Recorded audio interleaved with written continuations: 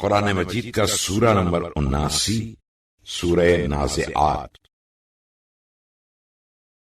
خدا کے نام سے شروع کرتا ہوں جو بڑا مہربان نہایت رحم والا ہے۔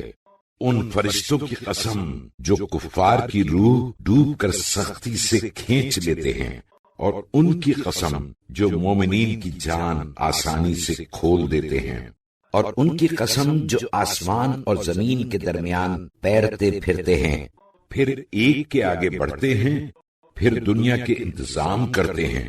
ان کی قسم کہ قیامت ہو کر رہے گی جس دن زمین کو بھونچال آئے گا، پھر اس کے پیچھے اور زلزلہ آئے گا۔ اس دن دلوں کو دھڑکن ہوگی، ان کی آنکھیں ندامت سے جھکی ہوئی ہوں گی۔ کفار کہتے ہیں کہ کیا ہم الٹے پاؤں زندگی کی طرف پھر لوٹیں گے؟ کیا جب ہم کھوکھل ہڈیاں ہو جائیں گے؟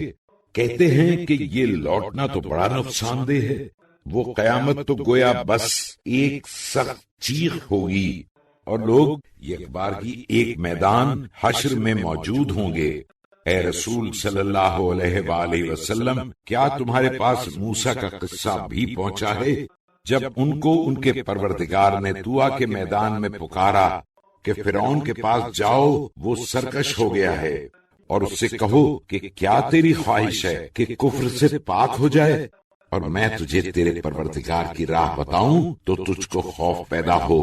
غرض موسیٰ نے اسے عصا کا بڑا معجزہ دکھایا تو اس نے جھٹلا دیا اور نہ مانا، پھر پیٹھ پھیر کر خلاف کی تدبیر کرنے لگا۔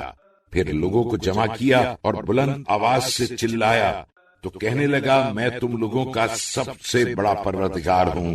تو خدا نے اسے دنیا اور آخرت دونوں کے عذاب میں گرفتار کیا۔ بے شک جو شخص خدا سے ڈرے اس کے لیے اس قصے میں عبرت ہے۔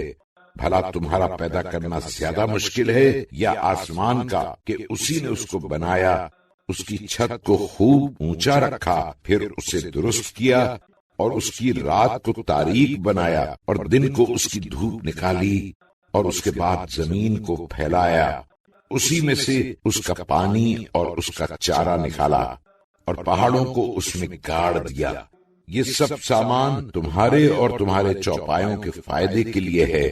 تو جب بڑی سخت مصیبت آ موجود ہوگی، جس دن انسان اپنے کاموں کو خود یاد کرے گا، اور جہنم دیکھنے والوں کے سامنے ظاہر کر دی جائے گی، تو جس نے دنیا میں سر اٹھایا تھا اور دنیاوی زندگی کو ترجیح دی تھی، اس کا ٹھکانہ تو یقیناً دوزخ ہے۔